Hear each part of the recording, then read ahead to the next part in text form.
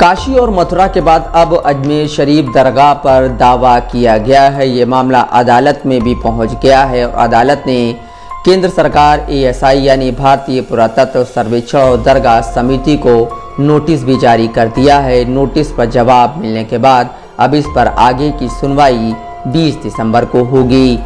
हिंदू सेना के प्रमुख विष्णु गुप्ता ने दरगाह के सर्वेक्षण की मांग करने के लिए याचिका लगाई है। अदालत के सामने दावा किया गया है कि दरगाह सूफी संत ख्वाजा मोइनुद्दीन चिश्ती का मकबरा एक शिव मंदिर था। उन्होंने बुधवार को इंडियन एक्सप्रेस से कहा कि अजमेर शरीफ दरगाह में भी काशी और मथुरा की तरह एक मंदिर है। इस बीच दरगाह के गद्दी नशीन सैयद सरवत चिश्ती ने कहा है कि मुस्लिम समुदाय के प्रति नफरत पैदा करने के लिए यह मामला दर्ज किया गया है। अजमेर की एक स्थानीय अदालत ने दरगाह के सर्वेक्षण की मांग करने वाली विष्णु गुप्ता की याचिका पर केंद्रीय अल्पसंख्यक मामलों के मंत्रालय, भारतीय पुरातत्व सर्वेक्षण और अजमेर दरगाह समिति को नोटिस जारी किया है। गुप्ता ने इंडियन एक्सप्रेस से कहा, अदालत ने हमसे यह भी पूछा कि हम इसे क्यों दायर कर रहे हैं।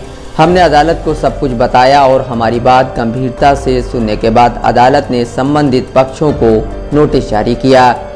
याचिका में अपने दावे के समर्थन में गुप्ता ने कहा कि ब्रिटिश शासन के दौरान एक महातोड़ पद संभालने वाले हरबिलास शारदा ने 1910 में एक हिंदू मंदिर की मौजूदगी के बारे में लिखा था। एक न्यायाधीश, राजनीतिक और एक शिक्षाविद शारदा ने अपनी एक किताब में दरगाह के बारे में लिखा।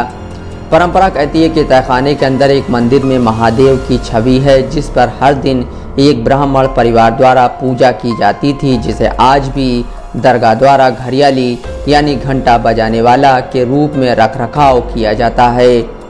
रिपोर्ट के मुताबिक उन्होंने दावा किया, अजमेर में शारदा के नाम पर सड़कें हैं, इसलिए हमने कहा कि अदालत को उनकी बातों को गंभीरता से लेना चाहिए। कम से कम एक सर्वेक्षण तो होना चाहिए ताकि सच्चाई सामने आए। गुप्ता ने दावा किया कि अजमेर की संरचना हिंदू और जैन मंदिरों को ध्वस्त करके बनाई गई थी। उन्होंने दावा किया, स्थानीय लोगों का कहना है कि 50 साल पहले तक एक पुजारी वहां प्रार्थना करता था और वहां शिवलिंग भी हुआ करता था जिसे तहखाने में ले जाया गया था। उन्होंने दावा किया कि संगठन चाहता है कि दरगाह को हिंदू मंदिर घोषित किया जाए और अगर इसका पंजीकरण है तो इसे रद्द किया जाना चाहिए। ASI सर्वेक्षण किया जाना चाहिए और हमें प्रार्थना करने की अनुमति दी जानी चाहिए।